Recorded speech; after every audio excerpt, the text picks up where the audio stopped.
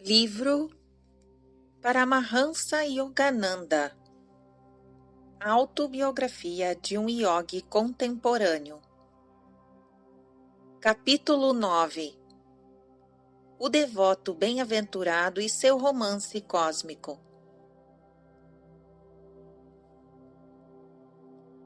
Senhorzinho, sente-se, por favor. Estou falando com minha mãe divina. Silenciosamente e com grande temor, eu entrara no quarto. A aparência angélica de Mestre Mahasaya deslumbrou-me. De barba alva e sedosa e de grandes olhos lúcidos, parecia a encarnação da pureza. Seu queixo erguido e suas mãos entrelaçadas fizeram-me compreender que minha primeira visita o perturbara em meio às suas devoções. As suas singelas palavras, ao saudar-me, produziram-me o mais violento efeito até então experimentado. Eu julgara que a amargura da separação, profundamente sentida ao morrer minha mãe, fosse a medida de todas as angústias. Agora, uma nova consciência, a de estar separado de minha mãe divina, constituía indescritivelmente tortura de espírito. Caí ao chão em soluços. Senhorzinho, acalme-se. O santo demonstrava com pesar que me entendia. Abandonado num oceano de desolação, agarrei-me aos seus pés como um náufrago à última tábua salvadora. Santíssimo Senhor, interceda por mim. Pergunte à Mãe Divina se tenho algum merecimento aos olhos dela. A sagrada promessa de interceder por outrem não se concede com magnanimidade fácil. O mestre foi constrangido ao silêncio. Sem a menor sombra de dúvida, eu estava convencido de que o mestre Mahasaya tratava intimamente com a Mãe do Universo. Era profundamente humilhante constatar que meus olhos estavam cegos para aquela que no mesmo momento era perceptível ao olhar imaculado do santo. Apertando-lhe os pés sem pudor e surdo aos seus delicados protestos, implorei repetidamente a graça de sua intervenção. Levarei sua súplica à bem-amada. A capitulação do mestre veio enfim com um sorriso lento e compassivo. Que poder havia naquelas poucas palavras para que meu ser sentisse alívio em seu tempestuoso exílio? Senhor, recorde-se de sua promessa. Voltarei em breve à procura da mensagem. Esperança e júbilo soavam em minha voz, que há um momento atrás se afogava em soluços e aflição. Desci a longa escadaria, oprimido por recordações. Esta casa, em Amherst Street 50, atual residência do mestre Mahasaya, fora certa vez o lar de minha família e cenário da morte de minha mãe. Aqui meu coração humano, se despedaçara pela mãe desaparecida, e aqui, hoje, meu espírito se sentia crucificado pela ausência da Mãe Divina. Santas paredes, testemunhas silenciosas de meus opressivos sofrimentos e, por fim, de minha cura. Com passos ansiosos, regressei ao lar de Gurpar Road, buscando o isolamento de meu pequeno quarto no sótão. Ali permaneci em meditação até 10 horas. A escuridão da quente noite hindu foi de súbito iluminada por uma visão maravilhosa. Num belo de esplendor, a Mãe Divina estava diante de mim, sorrindo ternamente. Sua face era pura beleza. Sempre eu amei e sempre o amarei. A música celestial ainda ressoava no ar quando ela desapareceu. O sol da manhã seguinte mal havia despontado e eu já fazia a minha segunda visita ao mestre Mahasaya. Subindo as escadas daquela moradia de lembranças tão pungentes, cheguei ao seu aposento no terceiro andar. A maçaneta da porta estava fechada, fora envolvida num pano. Insinuação, pensei, de que o santo queria estar só.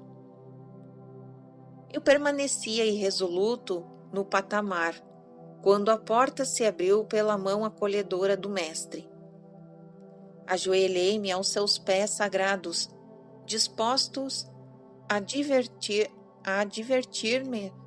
Assumi um ar de solenidade, ocultando o júbilo divino.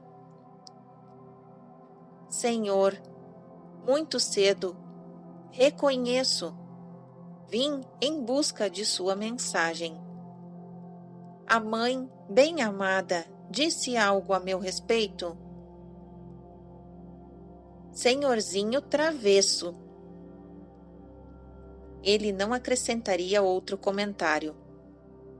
Evidentemente, minha pretensa gravidade não o impressionara. Por que tão misterioso, tão evasivo? Será que os santos nunca falam abertamente? Talvez minha atitude fosse provocadora. Você veio tirar a prova? Seus olhos revelaram plena compreensão. Posso acrescentar nesta manhã uma só palavra à garantia que você recebeu ontem às 10 horas da noite, da própria mãe, belíssima.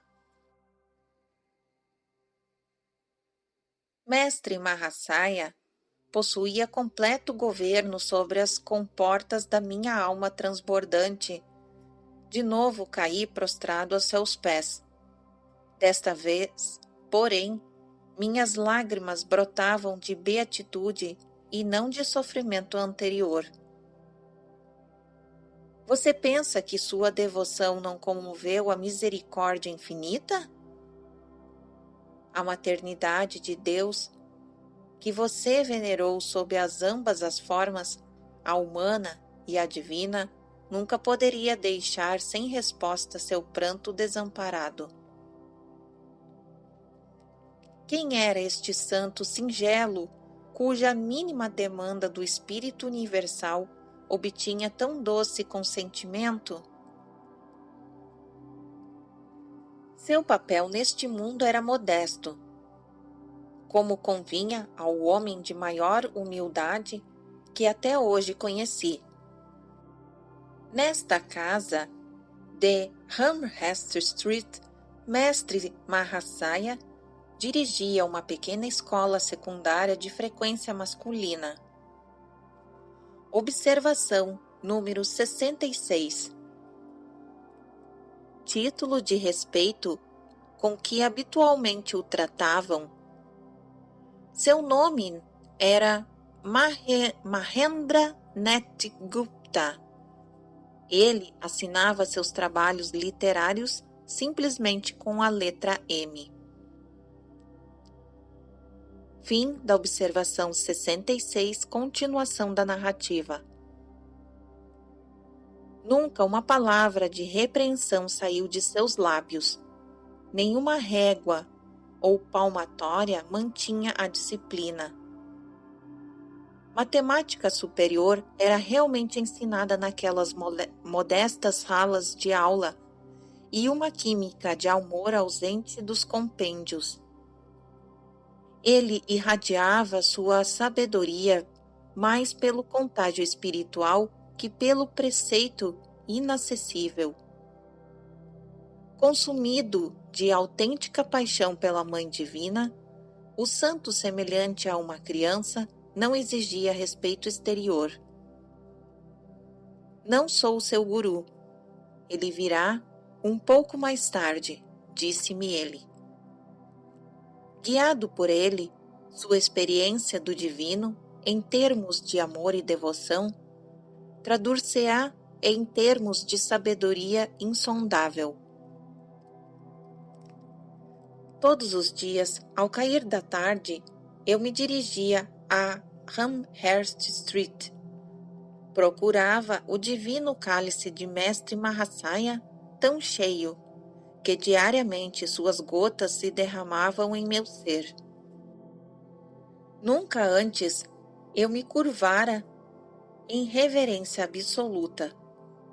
Agora, pisar o mesmo terreno santificado pelas pegadas de Mestre Mahasaya constituía para mim um imenso privilégio. Por favor, use esta guirlanda de flores de champak que confeccionei especialmente para o Senhor. Cheguei certa noite segurando o colar florido. Mas o santo afastou-se timidamente, recusando repetidas vezes a homenagem. Ao perceber minha mágoa, consentiu afinal sorrindo. Já que ambos somos devotos da Mãe, você pode colocar a guirlanda neste templo de carne, como oferenda a ela, que nele habita.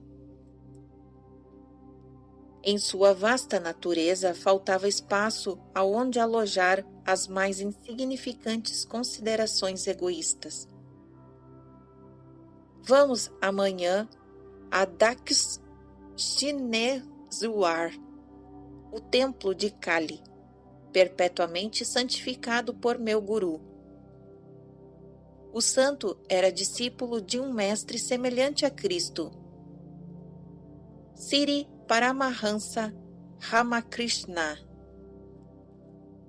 Fizemos, na manhã seguinte, a viagem de 6,5 quilômetros, de barco pelo Ganges. Entramos no templo de Kali, de 9 cúpulas, onde as figuras da Mãe Divina e de Shiva descansavam sobre um lótus de prata polida, com suas 1000 pétalas meticulosamente cinzeladas. Em seu encantamento, Mestre Mahasaya resplandecia. Entregava-se em seu inexorável romance com a bem-amada. Enquanto ele cantava o nome dela, meu coração arrebatado parecia despedaçar-se como a lótus em 1000 fragmentos. Caminhamos depois pelo sagrado recinto, detendo-nos em um bosque de tamargueiras. A resina característica, exudada por uma árvore, era um símbolo de manjar celeste que Mestre Mahasaya ali me concedia. Suas invocações a Deus continuavam.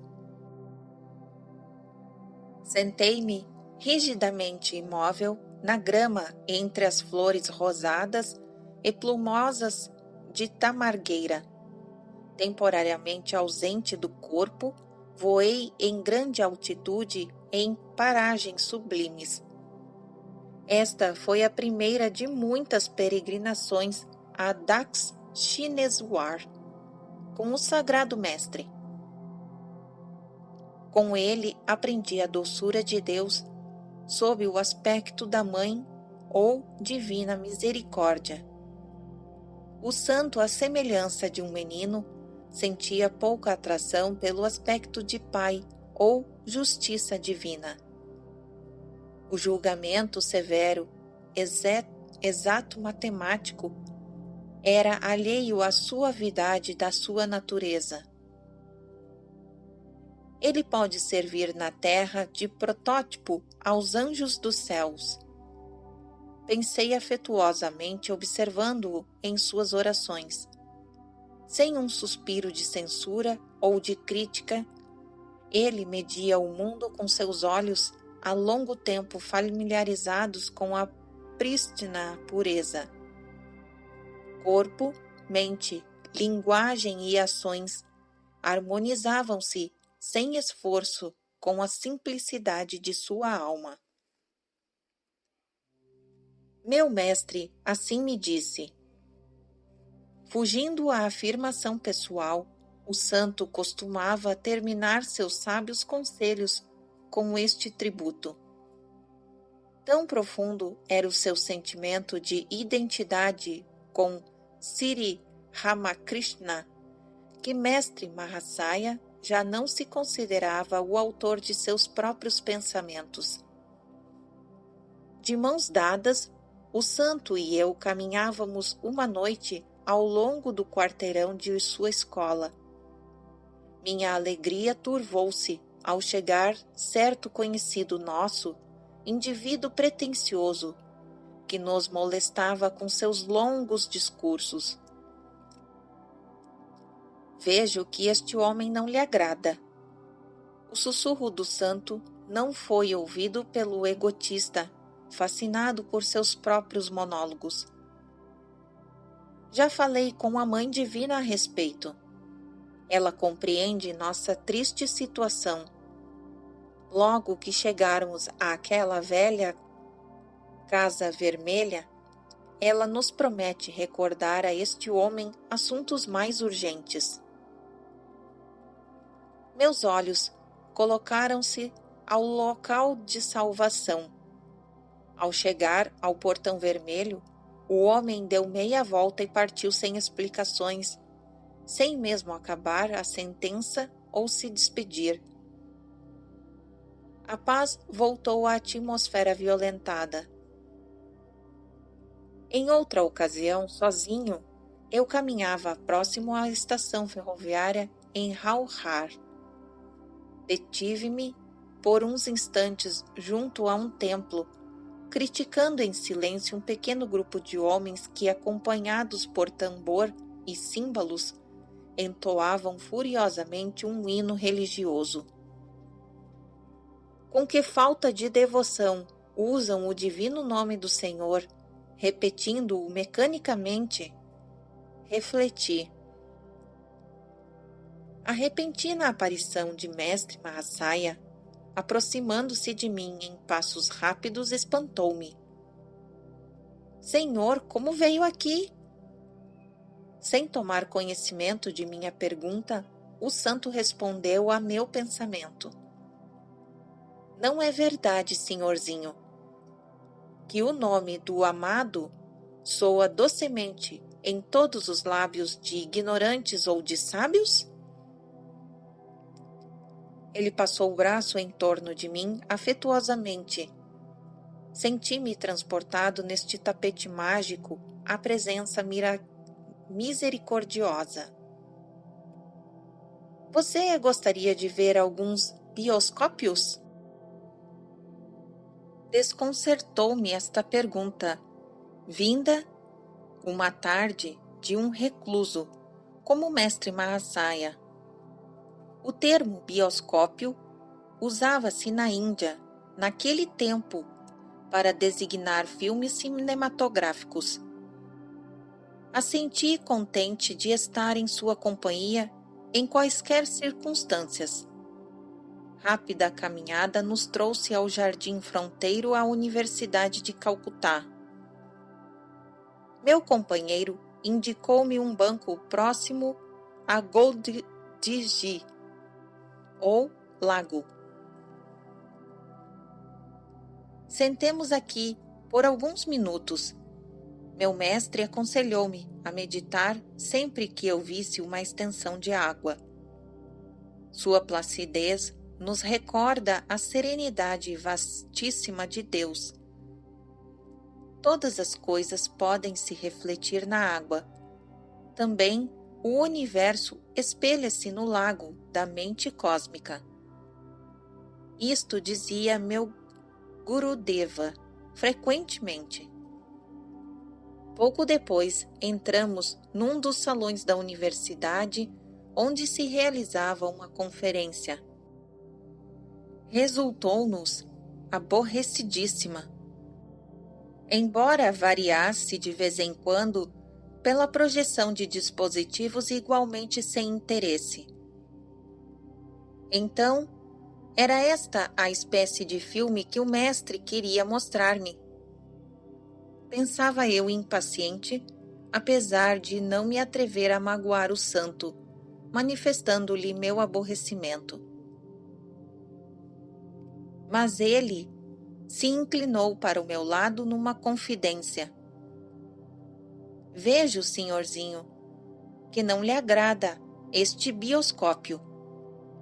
Comuniquei-o à Mãe Divina. Ela concorda conosco. Diz ela que as luzes elétricas vão se apagar agora e não voltarão a acender-se enquanto não tivermos saído desta sala. Ele acabava de me segredar estas palavras quando a sala mergulhou na escuridão.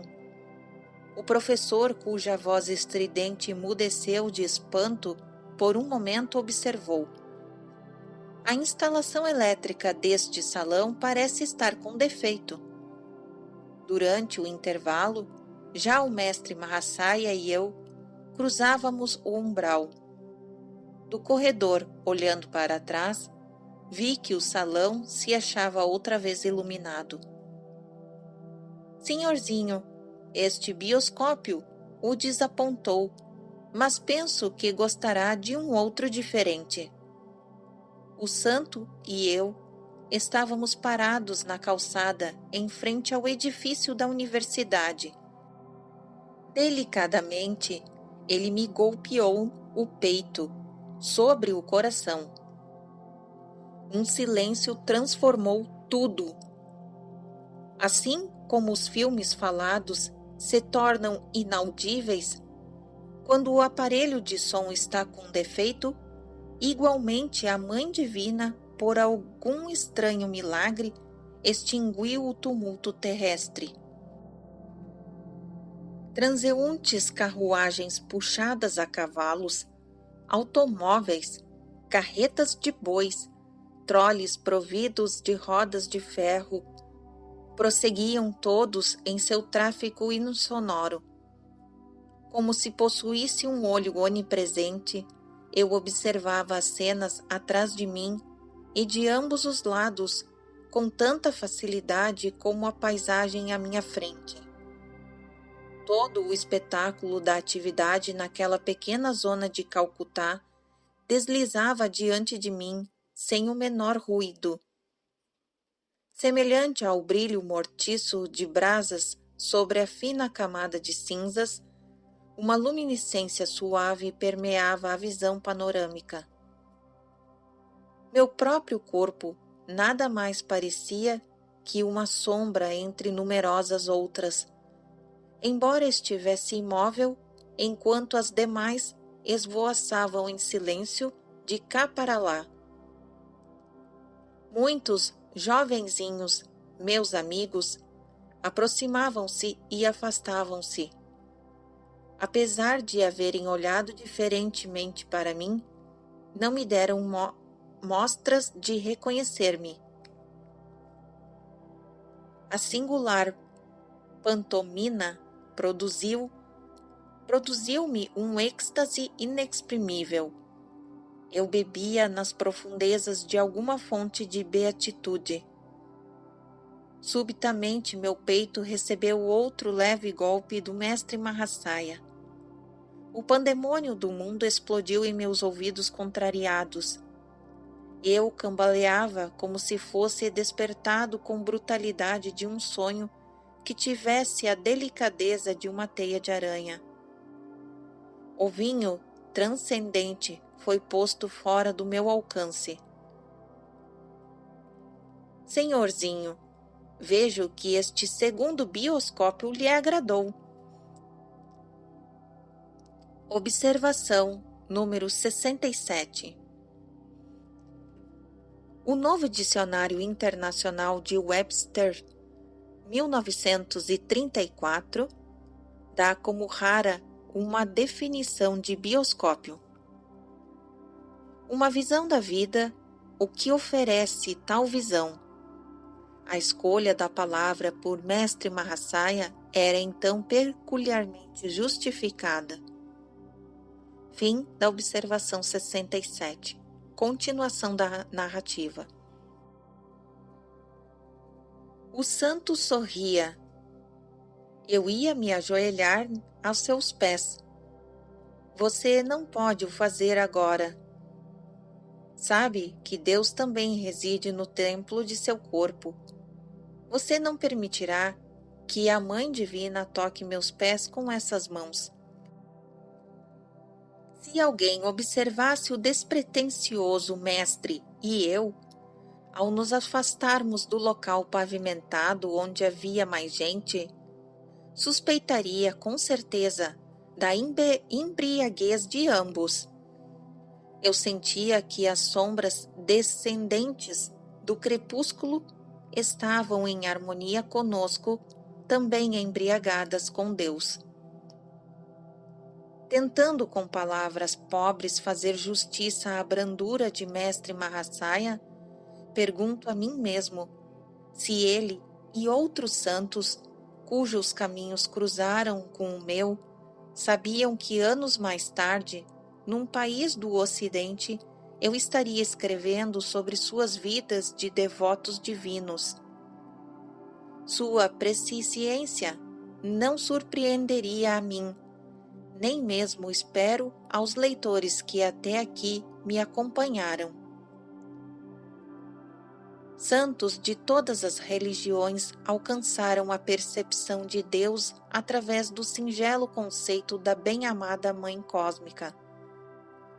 O absoluto de Nirguna, sem qualidade, e Acintya, inconcebível. Por isso, o pensamento e o anseio humanos sempre o personalizaram sob a forma de Mãe Universal. A combinação de teísmo pessoal e de filosofia do absoluto é uma antiquíssima conquista do pensamento hindu, exposto no Vedas e no Bhagavad Gita. Esta reconciliação dos opostos satisfaz o coração e a cabeça. Bhakti, devoção, e Jnana, sabedoria, são, em essência, o mesmo. Prapatti, refugiar-se em Deus, e Sarangati, entregar-se à compaixão divina, são realmente os caminhos dos mais altos conhecimentos. A humildade de Mestre Mahasaya e de todos os outros santos brota do reconhecimento de sua total dependência, Kshatriya, do Senhor, com a única vida e único juiz. O homem sintonizado com Deus experimenta alegria genuína e ilimitada, porque a beatitude é a sua verdadeira natureza. A primeira das paixões da alma e da vontade é a alegria. Observação número 68. São João da Cruz encontrou-se o corpo deste amoroso santo cristão, morto em 1591 e exumado em 1891 em estado incorrupto. Sir Francis Youngusband, do Atlantic Monthly, dezembro de 1936, referiu-se à sua própria experiência de alegria cósmica. Sobrevivei-me algo que era mais do que elação ou regozijo. Eu estava fora de mim, gozando do intensíssimo júbilo e com esta indescritível e quase insuportável alegria, veio a revelação da bondade essencial do mundo. Tive a convicção superior a quaisquer refutações de que os homens, em seu íntimo, são bons, de que a maldade neles é superficial. Fim da observação número 68. Continuação da narrativa. Em todas as épocas, acercando-se da mãe com o espírito da infância, seus devotos atestam que sempre a encontram disposta a participar do jogo com eles. Na vida de Mestre Mahasaya, as manifestações do jogo divino ocorreram em ocasiões importantes e não importantes. Aos olhos de Deus, nada é grande ou pequeno. Se ele não houvesse construído o pequenino átomo de exatidão e beleza perfeita, poderiam os céus ostentar a orgulhosa estrutura que Vega ou de Arcturo? As distinções entre importante e não importante são seguramente desconhecidas para o Senhor, a fim de evitar que, por falta de um alfinete, o cosmos se desmorone.